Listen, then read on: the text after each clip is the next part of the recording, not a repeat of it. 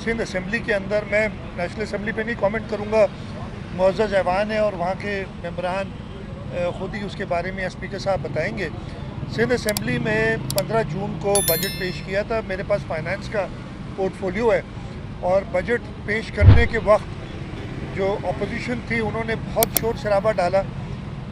उसके बावजूद जैसे ही बजट की डिबेट शुरू हुई, हमने खुद अप्रोच किया अपोजिशन को, स्पीकर साहब को अप्रोच किया कि जी हम चाहते हैं कि हर एक आदमी अपनी तकारीर करे और हुकूमत को भी मौका मिले कि वो जवाब दे। 3 दिन बड़े अच्छे माहौल में, बल्कि चौथे दिन तक बड़े अच्छे माहौल में, कोई प्रॉब्लम नहीं हुआ। चौथे दिन अचानक एक अपोजिशन की जमात ने शोर डाला और उसके बाद उन्होंने तरीक़ेकार ये कर दिया। अच्छा, मैं आपको ये बता दूं कि हमारी असम्बली में जो डिबेट की रिक्वायरमेंट है वो 5 दिन है, मिनिमम 5 दिन, उससे बढ़ सकती है। तो 5वें दिन हमने डिबेट बढ़ाई 6ठे दिन की, ताकि हर एक को मौका मिले, और 6ठे दिन वाइंड अप होना था।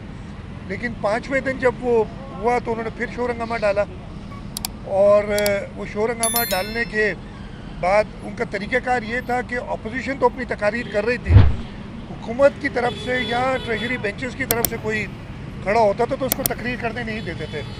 हमने खुद स्पीकर साहब से ये शिकायत की, गिला किया कि जी ये तरीक़ाकार नहीं है कि अपोजिशन सिर्फ तकरीर करे, और हम चुप करके सुने। हमने एक किसी को कुछ नहीं कहा, लेकिन जब गवर्नमेंट साइड तकरीर करे तो उसको ना करने तो आप मेहरबानी करके हाउस को इन ऑर्डर लाएँ।